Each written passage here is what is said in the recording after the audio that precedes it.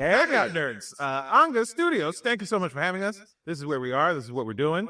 Yeah, where you actually get to see us now. I'm yellow. Yeah, I don't need to be. You're excited. Yeah. You're excited. And how you're excited. I hope you're excited to see Very how much much say words. Look at that. Right now. I've been exercising. Yeah. Just for this. Yeah, This is what I've been doing this. We thought it was for the streets. He looks good. Well, you know, He's we doing do what his we thing. can. Yeah.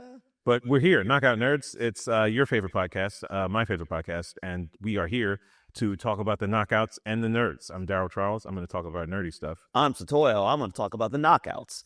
And we appreciate y'all once again for liking, subscribing. Now you get to see us. That's really cool as we continue to enter the hellscape that is 2026. Yeah. And we are here to inform you about nerd stuff and inform you about violence. Two things that honestly are interlinked, I think. A little bit. Yeah. A little bit. I think the big, large-scale violence is being perpetrated by nerds. Yes, very much so. Yeah. Even though I wouldn't say Stephen Miller's a nerd, he's more of a troll dweeb. He's person. he's a cuck. Well, he's more of a cuck. You know what they say about? They say here's what the word on the street is about that Stephen Miller fella. They sit there and say that he has a thing where he has like a group of men who come in and pleasure his wife. Okay. While he watches. Okay. And then once she has been fully pleasured, he comes in and then gives her the best 37 seconds of her life. That's called reclaiming. Yes, reclaiming. In the nomenclature. Yes. So from what I hear. And I have no doubt that if this is true, all of them probably black dudes. All of them probably black. I would say that there is a Hispanic in the mix. Of course, he's Dominican, so he's still black, but I know black. You know what I'm saying? It's that vibe. You know what I'm saying? Sure. But yeah, so yeah. I mean, you know, look, I am not here for the cuckold slander. If that is a thing that you enjoy. There's a South Philly Italian man who I just want to say. I'm afraid. You know, hey, 13 years ago, I was so happy to help you and your wife out. It was very, you know, hey. It's a valid way to live. You have rights and stuff, as long as you aren't impinging on the rights of others. And that's why we are talking about Stephen Miller, because he's a piece of shit. Yeah. But, you know, if that's your twist, holla at your boy. I'm for the streets. Yes. Is really where I'm trying to do. Darryl is maximum outside. And it's not maximum, but it's on the way up. It's on the way up. It's a whole. It's turning the dial up. You've been. I'm proud of you. I'm very, very proud of you. Started from the bottom. Yes. Now we are here. Now we're here. So I guess so. Now we're gonna go into our hot takes. Yes, and we explain this on the audio version, but I guess this being the inaugural video version, we should explain. Our hot takes are us absolutely lying. Yeah. We are using the plausible deniability to the maximum. We are saying things purely for clicks. Yes. So I can say things that I believe in or I do not believe in. I can say things that are incredibly, incredibly inflammatory because I want you to feel a thing. And if I believe it or not, it's kind of beside the point. Not the point. What we try to do is, because we understand this is an economy of attention, that we're able to get your attention with the more salacious things that we say. So you are making us do this. Yes, it's you. And we're giving you what you want. And when we clip it up, we're not going to put this explainer in. No. You see, that's the joke. It's the beauty of it. You see? Yeah. So I mean to provoke you.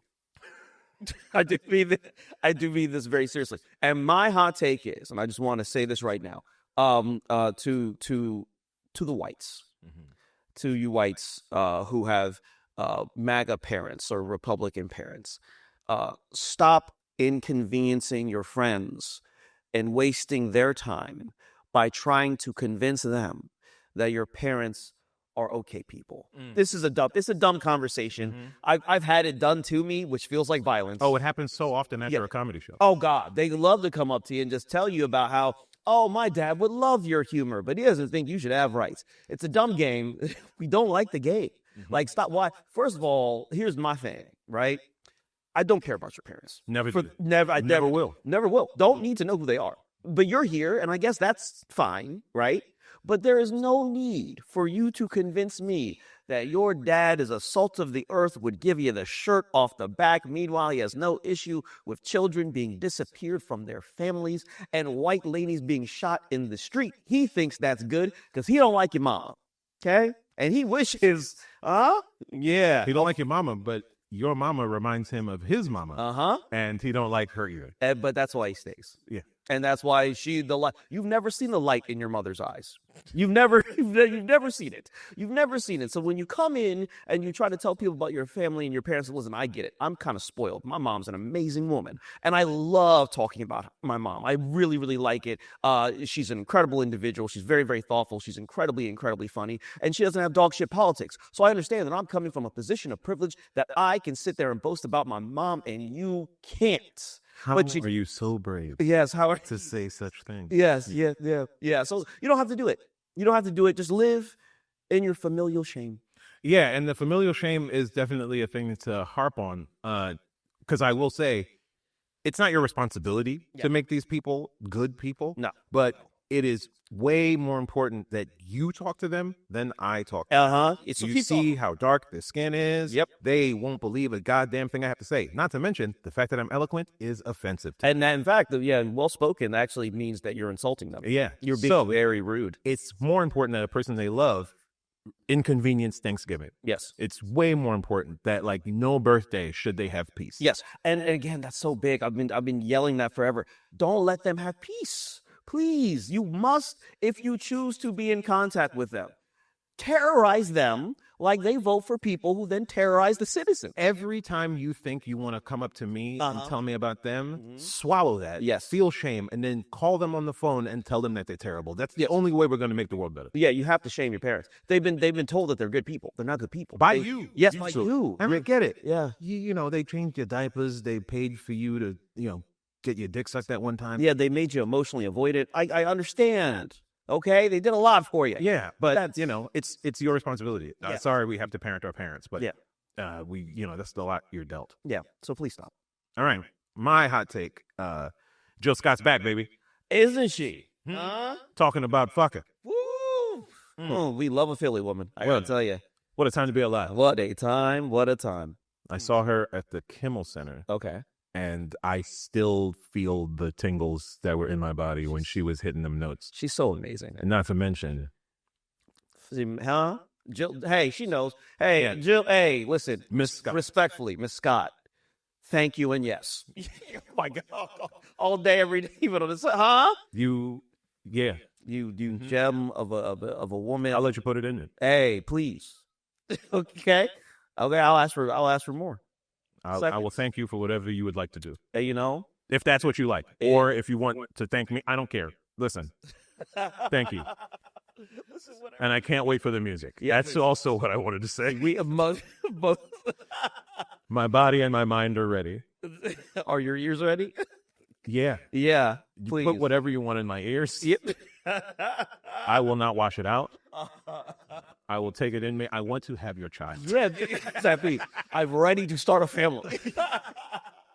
I will stay in the house. I will stay. It doesn't matter. It's like the 2025 is definitely the year of unk rap. Yes. And we have a lot of 40 plus rappers. Yeah. Rapping at unimaginable levels. Killer Mike won the Grammy, swept the rap Grammys last year, and it was unk rap, but auntie music. It's coming this year. Oh, It's going to be it's so. gonna be a good time. Oh my God. and also, yes, Yeah, thank you for the music because they're gonna be a lot of that's gonna be in my sex playlist. It's gonna happen. I'm more of an instrumental guy, but I hear what you're saying. Yeah, I like the words. Sure. I like the words, but it's gonna be. But it's really funny when you're in the middle of it, and then it's like, "Oh, you're ready," and it'll be like, "Dog, I'm already inside. What are you doing? What are you doing, brother? I'm already putting. Now you're taking me out of it. Right. Now I gotta get some water. See, you pay attention too much. You're right. I stay focused on the task at hand. I'm new to the streets. Darryl's like, hey, what are these lyrics for? Too many things going on there. Did they just switch up the beat? Right. So what is it? When did he become an alto? I don't understand. What's happening? Why are you hitting high notes? I'm nowhere near. Right. I ain't coming. Why is he getting money? Why is he in the high note? Ain't nothing stopping. We doing it. Yeah. That's Jill Scott. We appreciate you greatly. Huge fan. Have been. Long yes. time. Yes. And also, it's totally shout out to Khalees as well. You're an amazing person. Yeah. Whenever you're like cooking or like picking up leaves or walking in the sun. Yeah. I want you to know I'm a big fan. I'm a big fan of you. I don't know how you make outside look like that, but I'm like, I feel like the sky above your property doesn't look the same as on the next property. Yeah. Like there's something about you that Yeah. just makes things better. Yeah, it's really impressive. I think we're being tastefully horny right now. I want to say. Yeah, I on think- Maine. Yeah. So we should move on, but thank you for bringing up Khalees. Yes. I'm so. It is my duty. That was very edifying. I feel cleansed. Well, but yeah, to be alive. Yeah. But yeah, this is the knockout episode. Yes. And in this episode, I want to talk about if you've been listening, my views on many, many fighters. And again, as I've said before, I do believe that Muhammad Ali is the greatest fighter that has ever lived. I believe Muhammad Ali believed that he was the greatest fighter that ever lived. Yeah. Now, I'll at least say this. I think it is without question that Muhammad Ali is the greatest heavyweight fighter of all time. If you want to make the argument for different fighters in different weight classes, of course, Sugar Ray Robinson is a lot of people's GOAT. I would never speak out against Sugar Ray Robinson being the GOAT, right? I don't know Sugar Ray Robinson. Anytime I hear Sugar Ray, I think Leonard, but I think the nickname got it from. He got it from Sugar Ray Robinson. Let me tell you about how bad this man Sugar Ray Robinson was. No. We don't have time for that. It's fine. It's fine. I can go to another episode. Yes, but we're talking about the greats. Muhammad Ali is the greatest fighter of all time. And I think a lot of people, when they think of Muhammad Ali, they think more about what he did outside the ring than in the ring. But I want to bring up a situation what Muhammad Ali did in the ring. That is, I believe, the apex of the skills of Muhammad Ali. I believe that this Muhammad Ali beats any heavyweight that ever has lived. And this Muhammad Ali that I'm referencing was Muhammad Ali in 1966 when he took on Big Cat Cleveland Williams in Houston, Texas. And this is a very, very poignant fight because one of Ali's last fights before he sort of stripped of everything and then is he's a boxing exile as the United States government. Because he refused to go to Vietnam. And was this before or after he changed his name? This was after he had changed his name. Right, yeah. So you can't do both. No. You know what I mean? You go first, you go super black. He went. Then you're gonna anti-white. Come on now. He went mega black. Said white people are my enemies. I'm not going to kill them yellow people. And he said, the government was like, we got to put you in jail. Sorry. Not even sorry. Yeah. Sorry. Oh, he wants to be made an example of. We will take everything from him. We will make it so that he cannot actually make a living. So prior to that, Muhammad Ali is he's the heavyweight champion of the world, and he's fighting a man by the name of Big Cat Cleveland Williams from Griffin, Georgia. And Cleveland Williams was a dog. Like this man, he was a cat. He was a big cat. Sorry, I did that. No, you did that. I did. You did. Mm-hmm. This guy was a legit bruiser.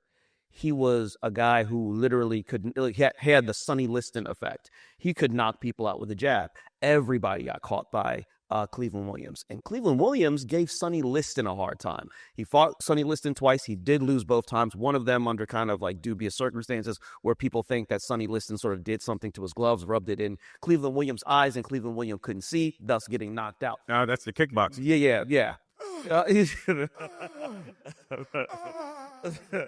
So this fight was so incredibly impressive for a number of reasons. One of the main reasons that this fight is so incredibly impressive is because Cleveland Williams was lucky to be alive.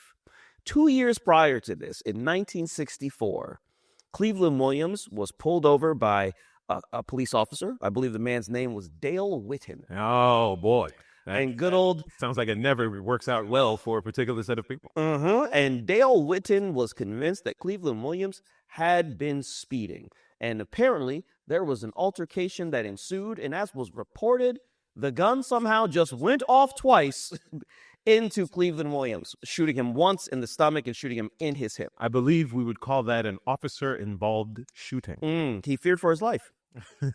The black man was just too big. It was the officer's gun somehow sought justice. That's how CBS would report. Yes, yeah, they would say the officer was just doing God's work and just getting rid of them. So in the midst of this, Cleveland Williams shot twice. He has to have about 4 surgeries. 2 for each bullet. Yeah, of course. Yes. There's an in and an out hole. Yeah. You gotta work on it all. He loses his right kidney. The bullet in his right hip, they have to keep it there. They cannot remove it. They remove it, he's done for. I believe he loses about like 10 feet of his intestine. They got to take that out. Cleveland Williams was 210 pounds at the time of that shooting. That man dropped all the way down to 150 pounds. He then had nerve damage that he had to sort of work through that kind of caused his left leg to atrophy. So he had to get... He had a big leg and a little leg. And he had to work through that. So somehow he survives that shooting, because you're not supposed to survive them type shootings. And especially in the 60s, the 50s. Brother, just kill him. I'm surprised they didn't just take the leg. Bruh, it's like you let them do it. And yeah. Especially because, he got shot. It's not like they flew him to a free state. He was shot and is in the place where they be shooting. Where they be in Texas. So I'm sure he got in there and they were like, well, if it can't work, right, it's time to make glue. You know what to do. Yeah. Take him to that factory. So Cleveland, and in the midst of recovering from his injuries, he is, of course, arrested. He's in prison for a time. He pleads no contest to the charges that are put against him. What was the charge? Oh, speeding. Sorry, I forgot. He was going too fast, so we had to shoot him in the leg. Yeah, we had to cripple him. Yeah, in effect. Cleveland Williams, in these he's like he's one of them old black dudes. So he's one of them old time black dudes, freakish strength, and he just starts being a country boy and gaining as much of his strength back as he possibly can. Texas barbecue. Yes, he's grits, barrels of hay, just pushing stuff, just getting his body reacclimated to the idea of physicality, and it's working. So within a period of time, Cleveland Williams is able to make a comeback, and in his comeback, in his first fight in Houston, Texas, they give this man a standing ovation. Where they almost killed him, they give him a standing ovation, and he has... They'll have nothing better than the comeback story when the villain is them. Yes, exactly. It's like, oh, you've overcome so much. Now get out of our town. The sun is going down. You want to die? We don't play. We'll finish it. So he makes... You did a good job. Yep. Don't you start talking back. Just comply. And it'll be fine. This guy makes a whole comeback, and he works his way into being a ranked contender again for the heavyweight championship of the world against Muhammad Ali. This fight takes place again in Houston, Texas. There's a lot of Texas in this story. Almost all this is in Texas, because at this time Ali is living in Texas, so it kind of makes sense. So they go into this fight, and everyone is convinced that the big cat will do it because they hate Muhammad Ali. As much as they love Cleveland Williams in Houston, Texas, allegedly, they hate Muhammad Ali everywhere. So we shot him. He's cool with us. Yeah. You walk around here with no bullets. We can't shoot him. Well, then somebody got to beat him. So there was a run of time. If anyone could beat Muhammad Ali, they would love him. They were willing to have anyone but Ali be the heavyweight champion of the world. So this fight takes place in 1966 and is for the WBC, the New York State Athletic Commission Championship, which was a legitimate championship at the time, and the Ring Championship, which is like the title of all titles. And people are saying to themselves that this is the big cat's moment. He's going to do it. And then the bell rings. And I could only say, this is one of the most beautiful ass whoopings I've ever seen in my entire life. Please go see it on YouTube. I have never seen a man so beautifully run a fade on another man, Darryl Charles. It's a beautiful... Well, that's the thing. Ali's style was just pretty to watch. It was so beautiful to watch. He floated like a butterfly, but he was so quick, and it was a counterpunch. Yes, and it was so disrespectful. He's gliding around the ring. He's dancing. His hands are at his sides, and Cleveland is trying to do this. That's disrespectful. If you're gonna fight me, look like you're fighting me. Yes. Don't fight me with your hands in your pockets on some movie shit. You a grown ass black man. You have a bullet in your hip. You have literally come back from the dead, and you are fighting like men fight like this. And then this 24-year-old kid, because people forget Ali was 24 years old, is dancing around with his hands at his sides, looking at freely punching you in the face, and you can't do nothing. There was moments you would see Cleveland do this, and all Ali did was get out the way. Yeah, I don't know why he did that for. You're going to tire yourself out, dude. He would stay in the corner, but you coming, if you can do it, and then he would try, and no, I'm gonna get out. I'm gonna get. So first round, it's a nice little dance show. You see how fast Ali is. You see how big he is. You see how actually strong he is. But Cleveland's about as big as him, about the same size, about the same height. Second round comes out, more beautiful dancing. It's just a beautiful menagerie of movement and disrespect. And then Muhammad Ali says, I'm gonna just start hitting you more now. And he just hits him with a 1-2 that doesn't even look like it does nothing. And this man wilts to the ground. He just wilts to the ground. And now they put it in Technicolor. So even though the color's not great, you can see Cleveland Williams' nose is already looking gushed in and bloody. And he gets up, and then Ali says, no, you need to go back down. What? And he just hits him again. A flurry of it was so pretty. It's weird to describe violence like this, but it was so pretty and so vicious that you understand that it's brutal and it's hurting that man, but you're like, but goddamn, it looks so good when he does it. So then he knocks him down again. Cleveland Williams gets up because, hey, if them 2 bullets didn't stop me, ain't no other man gonna stop me. And then Ali proceeds to rattle off some of the most just pretty hands to a man's face. And Cleveland Williams hits the floor and it falls all the way back. Man is done. The fight should be over, and he is saved by the bell. Because back then, they allowed that. Isn't that still a boxing thing? Sometimes. But I think in unified rules now, you cannot be saved by the bell in any round except for the last round. And you can't be saved by the bell in the UFC either, right? No. Yeah. You're out of the round. So, and it was such a funny scene. He's down on the ground, virtually out, and literally there's like 4 white men that just come up and pick up Cleveland Williams and just bring him to the corner. Like, nah, boy, you got more fighting to do. See, that seems even more racist. Oh, so racist. You know what I mean? It's so no, you're not broken down yet. Yeah, you're not finished yet, boy. Yeah. We need at least 3 rounds out of it. Oh, boy. So he gets up, and then, they do the 3rd round. And at this point, he's being diabolical. He's been doing the Ali shuffle on him, which is also hilarious. He would shuffle dance in the ring as he would beat on a man. Well, see, I think that, it's the psychology of it. It's like you can't beat me, but it's the way to make you beat yourself. Yes. Like, I'm just not. He's having too good of a time. Why is this to feel be like in a fight party for him? Why he partying? Why is he smiling? Yeah, he looking good. He is pretty. Wow. What a nice man. What a handsome guy. There's his fist. You know what I'm saying? Like, so he proceeds, and this is how disrespectful the fight got. So Ali's just hitting him at will. Cleveland is stumbling and bumbling all over the place. And he keeps on peppering him. It was so bad that the white referee stepped in and said, all right, bro, that's enough. They stopped the fight in 1966 in the 3rd round. In the 60s, they would rather you die in that ring than stop a fight. And that they weren't worried about concussion protocol. They didn't even believe in concussions. They didn't believe, especially not for blacks. Yeah, they didn't believe in feelings. They didn't think we had brains. Right? No. Why would you think that they would think that our brains could be concussed? Brother, that little man said, "No, I've seen enough. I've seen enough." The audience is just like in shock about what they've seen. And then they bring Cleveland Williams. They have to walk him again back to his corner. And it's just a bunch of white dudes just patting him. He's like, hey, all right, bro. You gave it a good shot. Hey, nigger. You did us proud.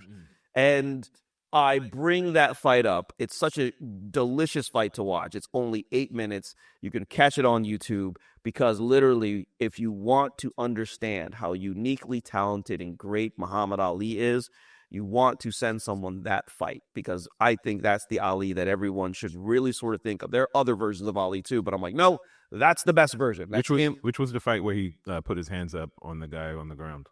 Oh, he did that in this fight too. Oh, yeah. That was just his thing? Yeah, it was his thing he would do. That's so disrespectful, bro. He would do that to everybody. Oh. He hits you, you go down. You know what I'm saying? Like, I mean, brother, you said I'm not a fighter, but I probably shit did. like it was a one-time incident. I thought it was. That man was a habitual line stepper. Okay. That man was a habitual line stepper and disrespect provocateur. He loves this shit. So he would just do this to people all the time. But that is actually him at his peak powers, at his absolute best. From that fight, of course, Cleveland Williams would retire for 2 years, and I believe he retired at that point with a record of 69-9.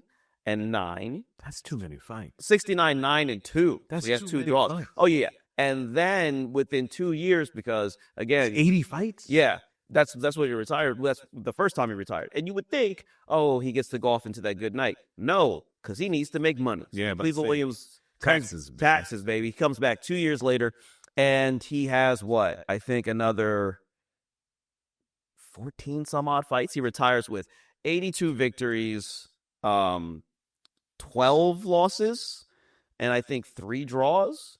Now, he never gets back to the level that he was once at before. He fights, he'll fight a lot of journeymen and knocks them out. Still knocking guys out, but he fights 2 real guys and they beat the dog shit out of him. He's not the same guy anymore.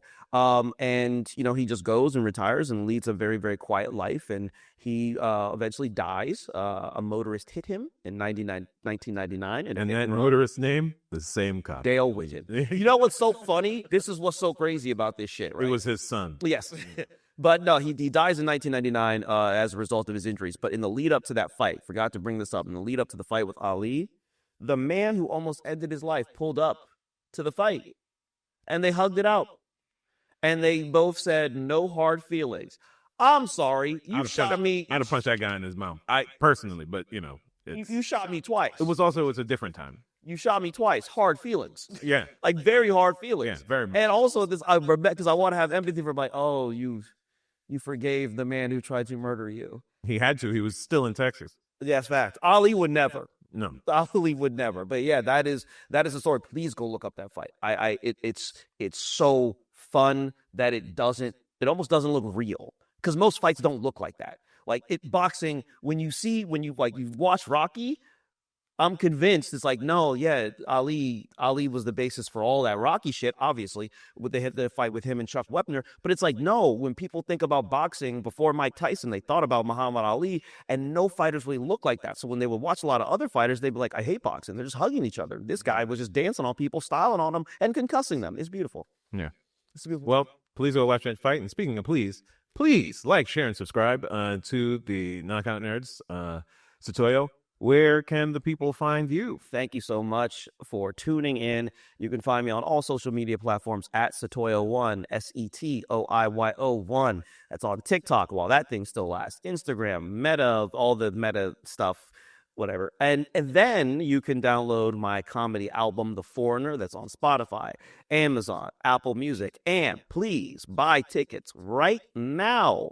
For March the 15th, I'll be headlining at Punchline Philly Sunday, March 15th, 7 p.m. Darryl Charles will be there featuring. So you can come, laugh, and hang out with the Knockout Nerds. Please get tickets. Yeah. Darryl Charles, what can they find you? Yeah, you can go to darrylcomedy.com, obviously, Darryl. And if you can't spell comedy, my comedy's not for you. But you should come. Yeah. Because you're stupid and you need help. You do. I do not promise to give you help, but I will take your money. Yes. But you can go there. My album's called Black Gentrifier. You should get it. I got to write up in a math journal about it. This nerd shit is for real over here. Yeah. Yeah. And come and see me outside in these streets. Also, if you're thick. Anyway, but that is the show. Thank you so much. Peace. Knockout.